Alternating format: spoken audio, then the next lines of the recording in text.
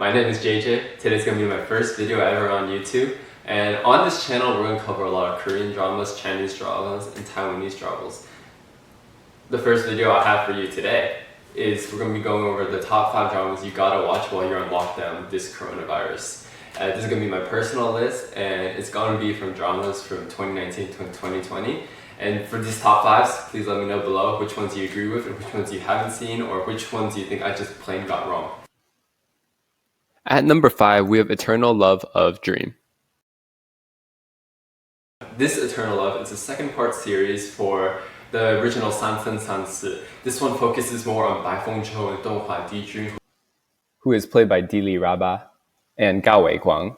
This one follows the journey in their love story. The couple first meet when Di Li Raba's character, Bai Fengzhou, is saved from a mythical beast by Donghua Dijun when she was a child. She feels forever indebted to him, and as a result, goes serves him in the palace.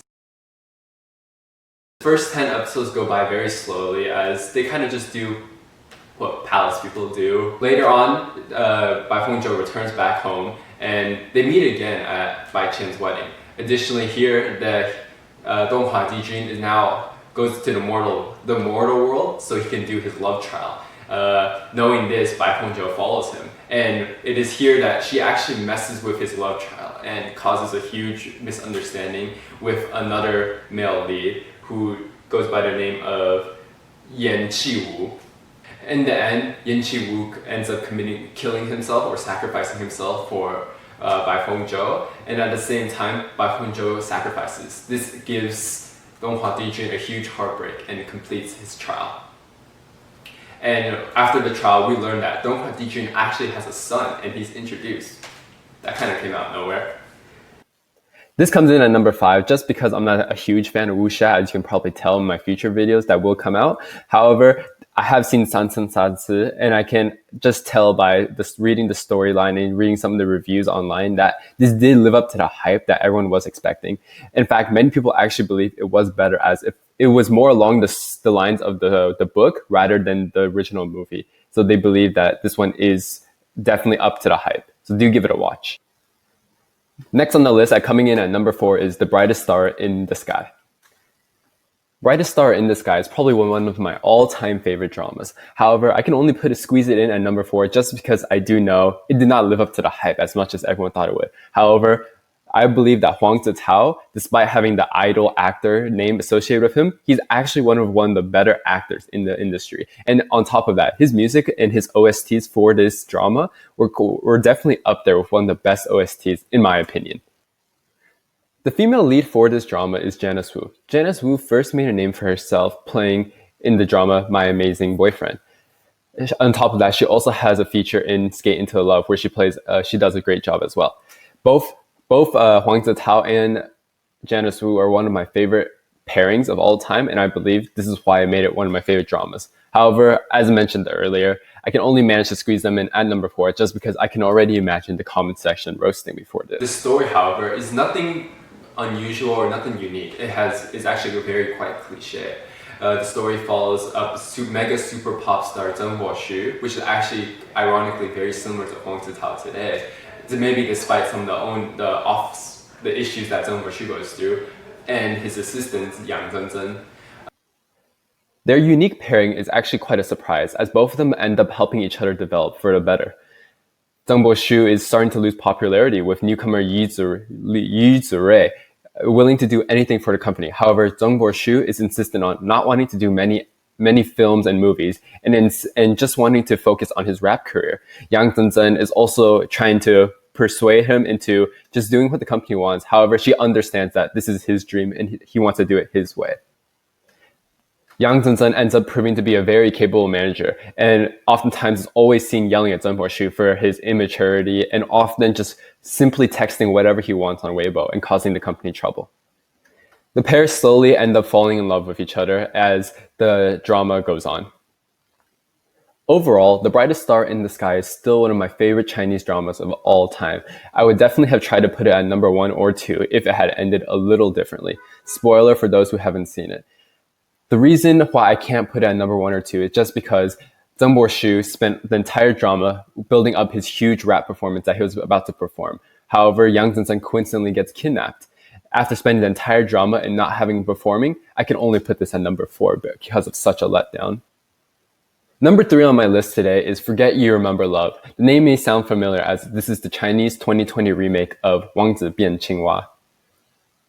This drama stars Xing Fei, who's also in Put Your Heads on My Shoulder and Master Devil Do Not Kiss Me. It also stars Zhang Jiawei, who is making his first male lead role debut in this drama. I will admit, after seeing some highlights of Wang Zi Bian Qinghua, I thought no way that Forget You Remember Love stood any chance to surpassing it. However, I do believe it is a close second. Unlike Meteor Garden, which came out in 2018, which I believe stood no chance to the Taiwanese version, I believe this one at least was close enough and was respectable in that sense. Sun Ju-hao is the CEO of Sunwell. He is in charge of a project that involves tearing down Guanmei Village Inn, where Chen Yu is currently living and working. On the day of his wedding, Sun Jun-hao gets into a car accident and falls into the sea. He wakes up in Guanmei Village and is picked up by Chen Yu and her family. Chen Yu realizes that he has forgot his memory, and she gives him the identity of someone as Tong Hao. Tong Hao has no clue and is very innocent to the world. He is very loyal to Guanmei Village and very thankful to them. He works to help Guanmei Village improve, so as he learns that Sunwell is trying to take them over. Now, acting as Tong Hao, he does everything in his power to improve the area and bring more tourists in. Eventually, Tong Hao remembers that he is actually Sunwell's CEO, Sun Jun-hao, and goes back to the office. He completely forgets about Chen Yu and all the people he's met at Guanmei. However, people do realize he has become a changed man. He's no longer that overbearing, tyrannical CEO that he once was. He's more lenient towards Guanmei Village Inn and is now actually working to work with them rather than just tear down the village. Back at Sunwell, Sun Jun-hao is facing many difficulties as some of his friends are beginning to turn on him as they are vying for his position as the general manager of Sunwell. Many scandals are coming out about him and his family as well, and about his previous relationship with Chen Yu while expected to be engaged with a fiancé. Overall, I believe Forget You Remember Love deserves at least a 3 on this list. All the sub-characters, second male leads, second female leads, did a good job and weren't too annoying at times. I believe that it is a very fair remake of Wang Zi Bian Qinghua.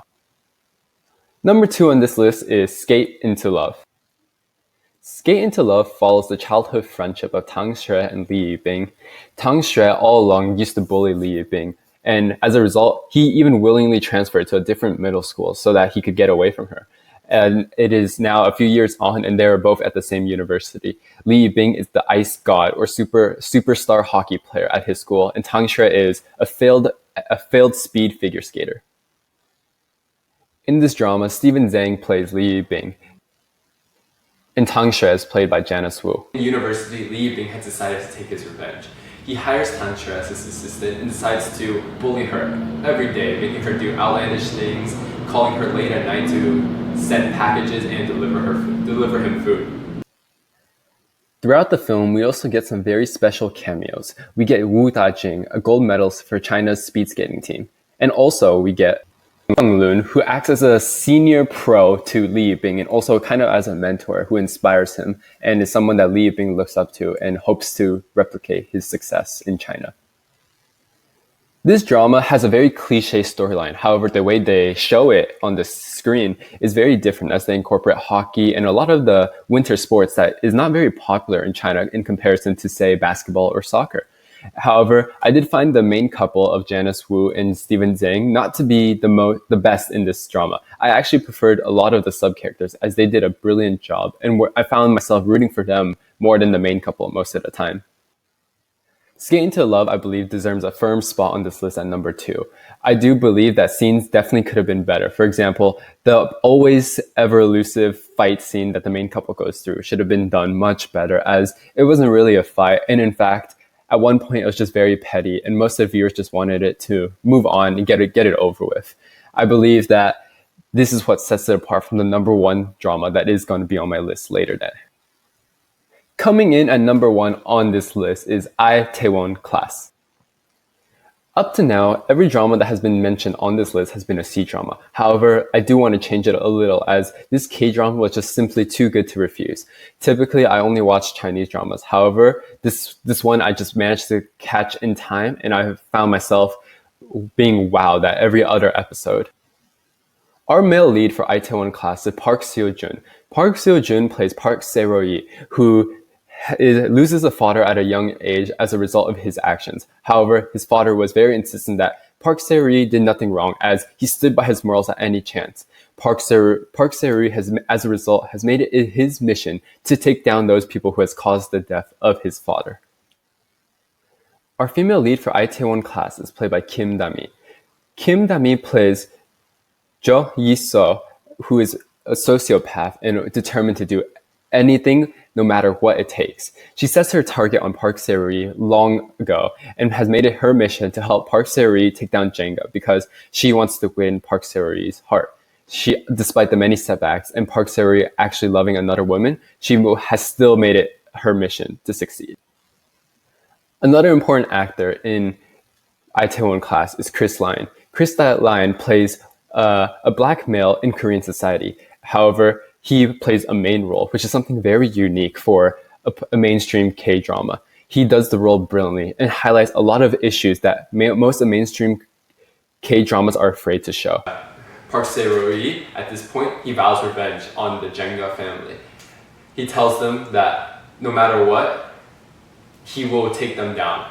And it is the Jenga CEO, his ultimate mission right now is to see if Park Se-ro-yi can actually live up to this, as he's almost bored in a sense with no competition.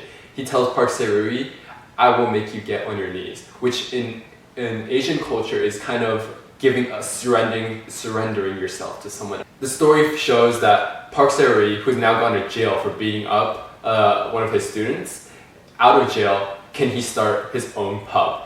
He enlists the help of some of his friends who also had troubling pasts. Together, they strive to become one of the best pubs in the Itaewon area, and in doing so, taking down Jenga Class, Jenga Co. He ends up starting his own company, IC. Itaewon Class has received rave reviews all over South Korea and all over the world. In fact, it is debuted on Netflix and just beat the numbers out of the box. It shows tremendous risk as it talks about a lot of things that Korean mainstream media is afraid to talk about. They highlight the LGBTQ issues in Korea, and on top of that, racism, and even the poor versus the rich dilemma. The drama has been so popular, the filming site in Itaewon, Korea, has actually become a tourist destination. On top of that, Park Se-ro-yi, his haircut, has also become almost a new trend in all of Asian men. In fact, I did this myself, and just a quick note, don't do it. Park Seo-joon makes it look very good himself. It is not us that can change anything. Itaewon Class does something very unique from other K-dramas. It has done something very risky on top of that. It highlights all the social taboos that Korea faces and just blatantly points them out and shows how to deal with them and how this one determined man managed to overcome all his challenges. All the characters were very likable, and even the villains, they played such a good role because at every second you saw them, you wanted to almost kill them and do something bad to them. And yeah, that's gonna be all for this video today, guys. Thank you all for watching. This is gonna be the first time. Please let me know in the comments what I did wrong, what I can improve on, and what type of videos you want to see next. Next week I have next video is going to be something a little different. We're going to be talking about the best drama every year since the year 2000. And without that, like, comment, subscribe, and thank you for watching.